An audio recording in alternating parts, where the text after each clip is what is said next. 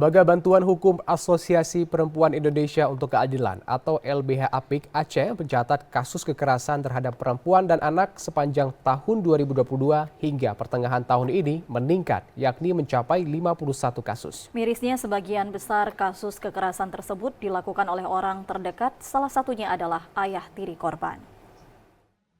Dari catatan LBH APIK Aceh, kasus kekerasan terhadap perempuan dan anak yang mereka tangani sejak tahun 2022 hingga pertengahan tahun ini meningkat hingga mencapai 51 kasus.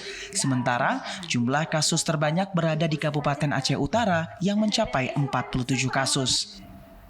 Direktur LBH APIK Aceh, Roslina Rashid menyebutkan, anak-anak menjadi kelompok rentan yang mudah disasar. Bahkan miris, para pelaku kekerasan seksual terhadap anak dilakukan oleh orang terdekat, seperti ayah tiri, teman orang tua, tetangga korban, atau orang yang memiliki hubungan baik dengan mereka. LBH APIK menilai, selain kasus tersebut, diperkirakan masih banyak korban kekerasan seksual yang belum berani membuka suara karena khawatir terhadap jaminan perlindungan mereka. Peningkatan kasus tersebut terjadi lantaran upaya yang dilakukan pemerintah belum maksimal dalam menerapkan Undang-Undang Tindak Pidana Kekerasan Seksual atau TPKS. Dengan lahirnya Unit Pelayanan Teknis Daerah atau UPTD terkait layanan di bawah Dinas Pemberdayaan Perempuan dan Perlindungan Anak menjadi elemen penting dalam pemerintah memenuhi tanggung jawab, terutama melayani perempuan dan anak korban kekerasan seksual di Aceh.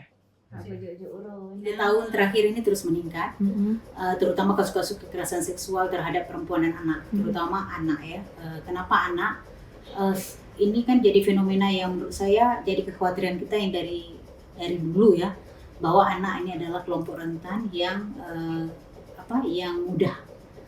mudah dan gampang disasar oleh predator atau pelaku kekerasan seksual, terutama orang-orang dewasa yang cukup dikenal korban. Ini kan rata-rata pelaku adalah orang-orang yang dikenal dan dekat dengan korban, ayah tiri, tetangga, temannya ayah, atau siapapun lah yang punya relasi baik dengan keluarga si anak.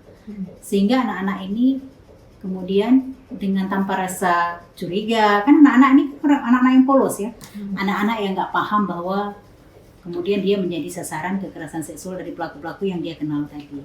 Nah, rata-rata pelaku ini saya pikir seperti saya bilang tadi, nggak mungkin tiba-tiba datang kemudian memperkosa kalau tanpa memantau dulu kondisi korban, melihat suasana, dan sebagainya.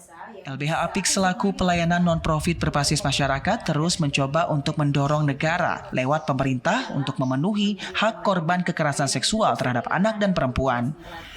Pendampingan yang dilakukan mulai pelaporan, penyidikan, sampai pengadilan.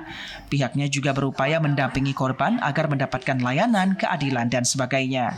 Dari Lok Sumawe, Fajar Sidik, TVRI Aceh melaporkan.